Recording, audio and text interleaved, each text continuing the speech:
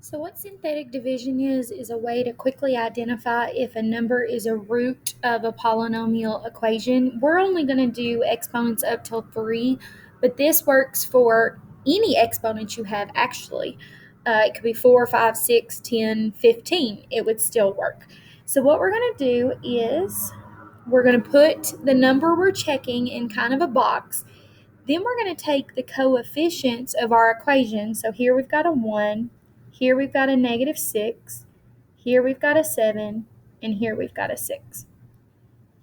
And since it's synthetic division, we're going to kind of reverse the rules of regular division. So regular division, we divide and subtract.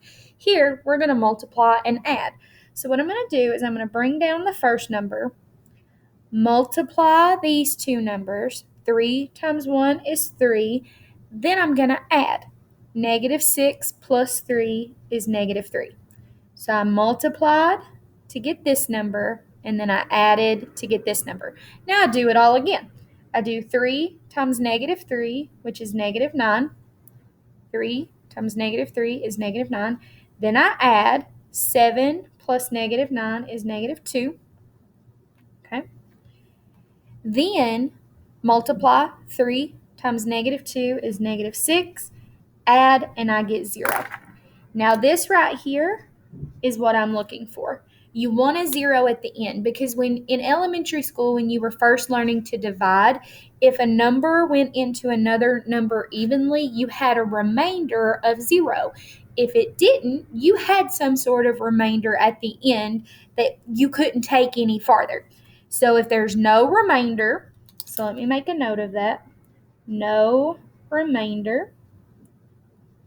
Yes, this is a root. So yes, 3 is an x-intercept. So if I was to go to Desmos, which I could do, and graph this equation, it would cross the x-axis at +3. So then let's do, if 2 is a root of that one, so I'm going to set it up. So 2, and then my coefficients are 3, -7, 38, and -12. If you would like to pause this video and try this problem, I would encourage that. So do that right now if you would like. So bring down this first number. 2 times 3 is 6. -7 plus 6 is -1. So multiply and add. Keep that up. 2 times -1 is -2. 38 minus 2 is 36. Now here, if you're really good with your number sense, you can probably tell that this is not going to work. Because here, to get a 0, I would have to have a +12. 2 times 36 is not going to be 12.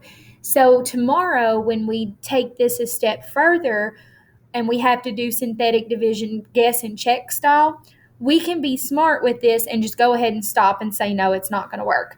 But let's just go ahead and prove it. 2 times 36 is 72.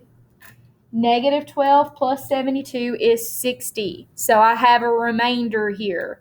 So I'm going to make a note of that. So no, this would not cross the x-axis at 2. It would not do it. We can also use fractions. Sometimes you have to use fractions. With synthetic division, we're only going to use whole numbers and fractions, but as you know, it can cross the x-axis at random decimals. Tomorrow we'll talk about what to do with that, but for synthetic division, you only use whole numbers and fractions. Okay, so let's talk about what to do with that. So I've got a 2, a 1, a -2, and a -1. That's kind of cool how those work out. So bring this number down, multiply. Half of 2 is 1, make it negative. So hey, there's a 0, but I'm looking for a 0 at the end. Anything times 0 is 0. Add. -2 plus 0 is -2. Half of 2 is 1. The negatives cancel when I multiply, so that's a +1. And you can type that fraction in the calculator, no big deal.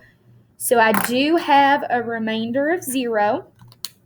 So yes, this would cross the y or the x-axis at -1/2. So fractions can be roots. So for our last example here, I just want to talk about what happens in this special case because I have my -1, but notice I don't have 4 numbers. And with all of these, I've had 4 numbers.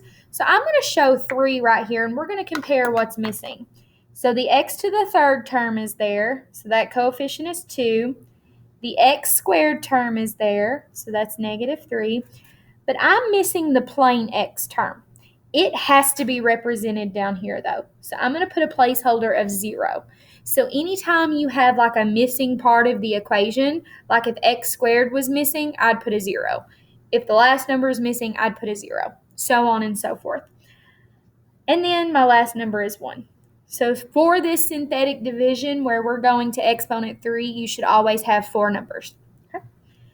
Bring this number down, multiply, add, multiply, add, multiply, add.